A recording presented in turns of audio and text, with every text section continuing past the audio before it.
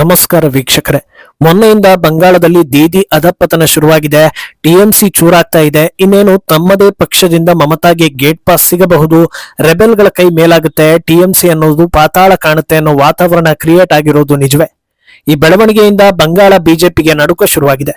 ಅರೆ ಇದೇನಿದು, ಟಿಎಂಸಿ ಪತನ ಆದ್ರೆ ಮಮತಾಗೆ ತಾನೇ ಟೆನ್ಷನ್ ಆಗ್ಬೇಕು, ಈಗ ತಾನೇ ಸುನಾಮಿ ಅಂತ ಗೆಲುವು ಕಂಡಿರೋ ಬಿಜೆಪಿಗೆ ಟೆನ್ಷನ್ ಯಾಕೆ ಅನ್ನೋ ಪ್ರಶ್ನೆ ನಿಮ್ಮಲ್ಲಿ ಬಂದೇ ಬರುತ್ತೆ. ಆದ್ರೆ ಅಲ್ಲೇ ಇರೋದು ಯಾರು ಊಹಿಸಿರದ ಲಾಜಿಕ್. ಟಿಎಂಸಿ ಪತನ ಆಯ್ತು ಅಂದ್ರೆ ಇನ್ನೊಂದು ರಾಜಕೀಯ ಬಣದ ಶಕ್ತಿ ಹೆಚ್ಚಾಗುವುದು ಕನ್ಫರ್ಮ್ ಆಗುತ್ತೆ. ಇದು ಕೇವಲ ಬಿಜೆಪಿಗೆ ಮಾತ್ರವಲ್ಲದೆ ದೇಶಕ್ಕೂ ದೊಡ್ಡ ಚಾಲೆಂಜಿಂಗ್ ವಿಚಾರವಾಗಿದೆ. ಯಾವ ಶಕ್ತಿ ಹುಟ್ಟಿಕೊಂಡ್ರೂ ಅಂತಿಮವಾಗಿ ಜನರೇ ತಾನೇ ನಿರ್ಧಾರ ಮಾಡೋದು ಅನ್ನೋ ಮಾತಿಗೂ ಈ ಬೆಳವಣಿಗೆ ಸವಾಲ್ ಹಾಕಲಿದೆ. ಇದೆಲ್ಲವನ್ನ ಒನ್ ಬೈ ಒನ್ ವಿವರಿಸ್ತಾ ಹೋಗ್ತೀವಿ. ಈ ವಿಡಿಯೋವನ್ನ ತಪ್ಪದೆ ಕೊನೆ ತನಕ ನೋಡಿ. ಅದಕ್ಕೂ ಮುನ್ನ ಮೀಡಿಯಾ ಮಾನ್ಸ್ಟರ್ ಚಾನಲ್ ಅನ್ನ ತಪ್ಪದೆ ಸಬ್ಸ್ಕ್ರೈಬ್ ಮಾಡಿ. ಎಸ್, ಭಾರತದ ರಾಜಕೀಯವನ್ನ ಅರ್ಥ ಮಾಡ್ಕೊಳ್ಳೋದು ಸುಲಭದ ಕೆಲಸ ಅಲ್ಲ. ಮೇಲ್ನೋಟಕ್ಕೆ ರಾಜಕೀಯವಾಗಿ ಉತ್ತರ ಭಾರತವೇ ಒಂದು ರೀತಿ, ದಕ್ಷಿಣ ಭಾರತ ಇನ್ನೊಂದು ರೀತಿ ಇರೋ ಹಾಗೆ ಕಾಣಿಸುತ್ತೆ. ಆದ್ರೆ ಡೀಟೇಲ್ ಆಗಿ ನೋಡ್ತಾ ಹೋದ್ರೆ ಉತ್ತರದಿಂದ ದಕ್ಷಿಣದ ತನಕ ಯಾವ ರಾಜ್ಯದ ರಾಜಕೀಯಕ್ಕೂ ಸಾಮ್ಯತೆ ಇಲ್ಲ. ಒಂದೊಂದು ರಾಜ್ಯದಲ್ಲೂ ಒಂದೊಂದು ರೀತಿ ಚಿತ್ರಣಗಳಿವೆ ಅನ್ನೋದು ಕಾಣಿಸುತ್ತೆ. ಆದ್ರೂ ಉತ್ತರದಲ್ಲಿ ಪ್ರಾಬಲ್ಯ ಮೆರೆದಿರೋ ಬಿಜೆಪಿ ಈ ಬಾರಿ ಬಂಗಾಳವನ್ನ ತೆಕ್ಕೆಗೆ ಹಾಕಿಕೊಂಡಿದೆ.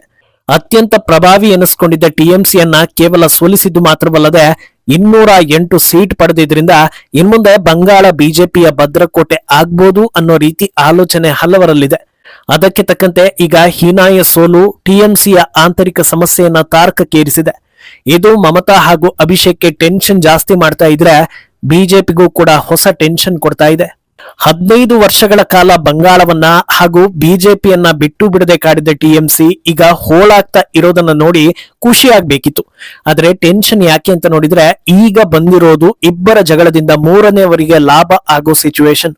ಹೌದು, ಟಿಎಂಸಿ ನೆಲಸಮ ಆಯ್ತು ಅಂದ್ರೆ ಅದು ಬಂಗಾಳದಲ್ಲಿ ಪಾತಾಳ ಸೇರಿದ್ದ ಕಮ್ಯುನಿಸ್ಟ್ ಪಕ್ಷ ಮತ್ತೆ ಚಿಗುರೋದಕ್ಕೆ ದಾರಿ ಮಾಡಿಕೊಡುತ್ತೆ ಅನ್ನೋದು. ಇದೆಲ್ಲ ಒಂದು ದಿನಕ್ಕೆ ಆಗೋ ಕೆಲಸ ಅಲ್ಲದೆ ಇದ್ರೂ ಹಾಗೇ ಆಗುತ್ತೆ ಅನ್ನೋದನ್ನ ಹೇಳಬಹುದು. ಆಲ್ರೆಡಿ ಇದು ಶುರುವಾಗಿದೆ ಅನ್ನೋದೇ ಬಿಜೆಪಿಯ ಟೆನ್ಷನ್. ಇನ್ನೊಂದು ದಿಕ್ಕಲ್ಲಿ ಬಂಗಾಳ ಕಾಂಗ್ರೆಸ್ ಹಿರಿಯ ನಾಯಕ ಅಧೀರ್ ರಂಜನ್ ಚೌಧರಿ ರೆಬೆಲ್ ಶಾಸಕರೆಲ್ಲ ಕಾಂಗ್ರೆಸ್ಗೆ ಬಂದ್ಬಿಡಿ, ಒಂದೇ ಸೂರಿನಲ್ಲಿ ಫೈಟ್ ಮಾಡೋಣ ಅಂತ ಆಹ್ವಾನ ಕೊಟ್ಟಿದ್ರು. ಆದ್ರೆ ಅದಕ್ಕೆ ಕಿವಿಗೊಡದೆ ರೆಬೆಲ್ಗಳು ತಮ್ಮ ಡಿಮ್ಯಾಂಡ್ ಅನ್ನ ಜಾಸ್ತಿ ಮಾಡ್ತಾ ಮಮತಾಗೆ ಸವಾಲ್ ಹಾಕ್ತಾ ಇದ್ದಾರೆ. ಈಗ ಟಿಎಂಸಿ ಪತನ ಮತ್ತೊಂದು ಲೆಕ್ಕಾಚಾರಕ್ಕೆ ದಾರಿ ಮಾಡಿಕೊಡ್ತಾ ಇದೆ.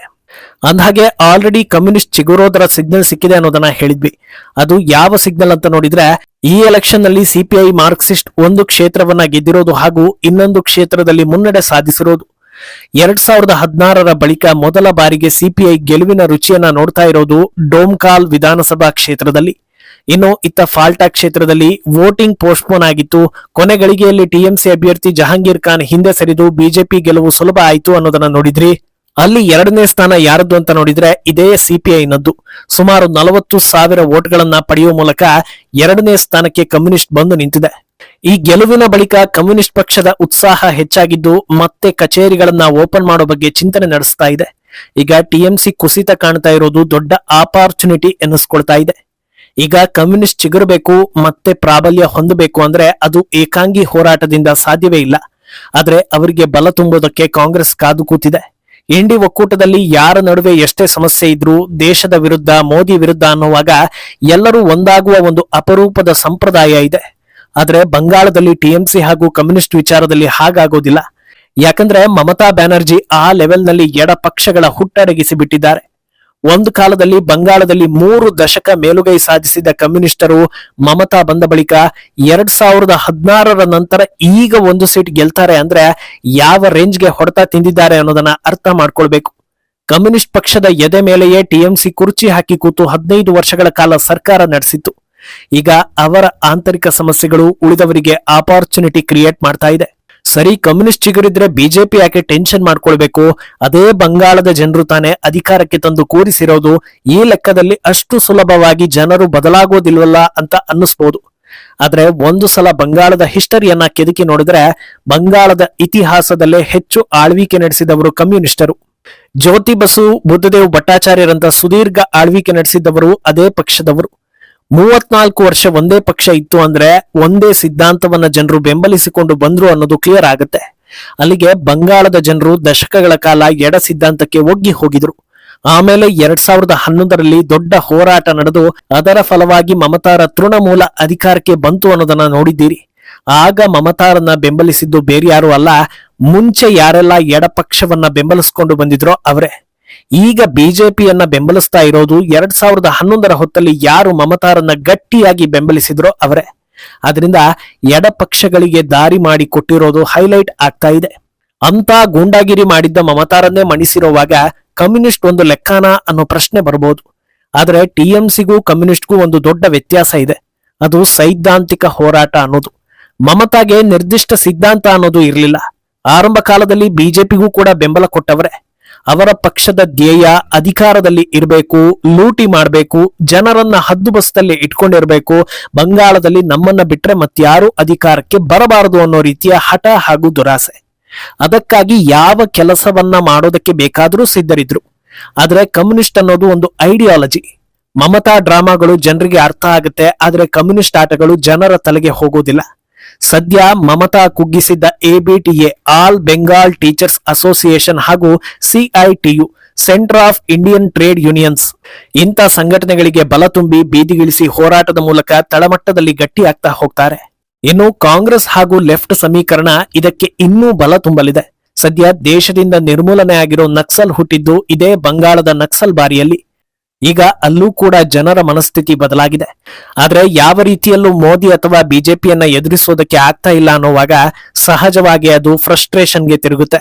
ಆ ಹತಾಶೆ ಯಾವ ಹಂತಕ್ಕೆ ಹೋದ್ರೂ ಪರವಾಗಿಲ್ಲ, ಒಟ್ನಲ್ಲಿ ಭಾರತದಲ್ಲಿ ಅಧಿಕಾರ ಬದಲಾವಣೆ ಮಾಡಬೇಕು ಅನ್ನೋ ಕಡೆಗೆ ತಿರುಗಿಸಿ ಬಿಡುತ್ತೆ. ಆಗ ಟಾರ್ಗೆಟ್ ಆಗೋದು ಜನರೇ. ಜನರಿಗೆ ಸತತವಾಗಿ ಹಿಂಸೆ, ಟಾರ್ಚರ್ಗಳು ಸಿಗ್ತಾ ಹೋದ್ರೆ ಜನರು ಕೂಡ ಫ್ರಸ್ಟ್ರೇಟ್ ಆಗ್ತಾರೆ. ಆಗ ಯಾವ ದಾರಿಯಿಂದ ನಮಗೆ ಈ ಸಮಸ್ಯೆಗೆ ಮುಕ್ತಿ ಅನ್ನೋದನ್ನ ಹುಡುಕ್ತಾರೆ. ಕೊನೆಗೆ ಇವರನ್ನೇ ಬೆಂಬಲಿಸೋಣ, ನಮಗೆ ಒಟ್ಟಿನಲ್ಲಿ ಸಮಸ್ಯೆ ಆಗದೆ ಇದ್ರೆ ಸಾಕು ಅನ್ನೋ ನಿಲುವಿಗೆ ಬರ್ತಾರೆ. ಅಲ್ಲಿಂದ ಮತ್ತೆ ಎಲ್ಲವೂ ಒಂದೊಂದಾಗಿ ಕೈತಪ್ಪಿ ಹೋಗೋದಕ್ಕೆ ಶುರುವಾಗುತ್ತೆ. ಇಂಥ ಅಜೆಂಡಾಗಳು ವರ್ಕ್ ಆಗೋದು ಲೆಫ್ಟ್ ಹಾಗೂ ಕಾಂಗ್ರೆಸ್ ಕಾಂಬಿನೇಷನ್ಗೆ ಬಲ ಸಿಕ್ಕಾಗ ಅನ್ನೋ ಚರ್ಚೆ ನಡೀತಾ ಇದೆ. ಹಾಗಿದ್ರೆ ಈ ರಾಜಕೀಯ ದಾಟಕ್ಕೆ ಸೊಲ್ಯೂಷನ್ ಇಲ್ವಾ ಅಂತ ಕೇಳಿದ್ರೆ ಖಂಡಿತ ಇದೆ.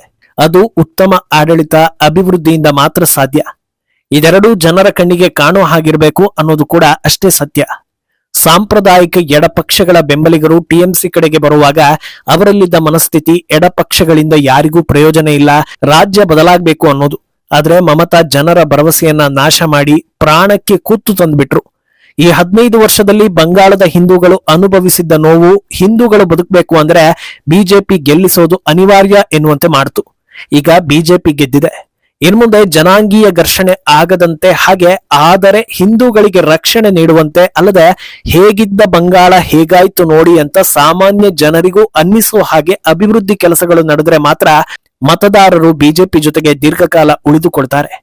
ಇದೇ ಕಾರಣಕ್ಕೆ ಟಿಎಂಸಿ ನಾಶ ಆಗಬಾರದು ಅನ್ನೋದು ಬಿಜೆಪಿ ಆಲೋಚನೆ. ಅರೆ, ಅಭಿವೃದ್ಧಿ ಮಾತಾಡೋ ಹೊತ್ತಲ್ಲಿ ಮತ್ತೆ ಟಿಎಂಸಿ ಟಾಪಿಕ್ ಯಾಕೆ ಬಂತು ಅಂತ ಅನಿಸಿದ್ರೆ ಕಾರಣ ಇದೆ. ಟಿಎಂಸಿ ಜೀವಂತವಾಗಿ ಇದ್ರೆ ಅವರಿಂದ ಕೆಲಸ ಕಾರ್ಯಗಳಿಗೆ ಅಡೆತಡೆ ಸಾಧ್ಯವಿಲ್ಲ. ಬದಲಾಗಿ ಒಂದಷ್ಟು ಹೈಡ್ರಾಮಾ, ಗಲಭೆ ಯತ್ನ ಇಂಥದ್ದೇ ನಡೆಯುತ್ತೆ. ಆದ್ರೆ ಎಡಪಕ್ಷಗಳಿಂದ ಅಭಿವೃದ್ಧಿ ಕಾರ್ಯಗಳಿಗೆ ಸೈದ್ಧಾಂತಿಕ ಅಡೆತಡೆ ಬಂತು ಅಂದ್ರೆ ಅದನ್ನ ಜನರಿಗೆ ಅರ್ಥೈಸೋದು, ಕನ್ವೆ ಮಾಡೋದಕ್ಕೆ ಸಮಸ್ಯೆ ಆಗಬಹುದು. ಸದ್ಯ ಟಿಎಂಸಿ ಒಳಗೆ ನಾನಾ ರೀತಿಯ ಒಪ್ಪಂದ ಆಗ್ತಾ ಇದ್ದು ಪಕ್ಷವನ್ನ ಉಳಿಸಿಕೊಳ್ಳೋ ಪ್ರಯತ್ನಗಳು ಕೂಡ ದೊಡ್ಡ ಮಟ್ಟದಲ್ಲಿ ಆಗ್ತಾ ಇದೆ. ಮುಂದೇನಾಗುತ್ತೆ ಅನ್ನೋದನ್ನ ಕಾದು ನೋಡ್ಬೇಕು. ಈ ಬಗ್ಗೆ ನಿಮ್ಮ ಅಭಿಪ್ರಾಯವನ್ನ ತಪ್ಪದೆ ಕಮೆಂಟ್ ಮೂಲಕ ತಿಳಿಸಿ.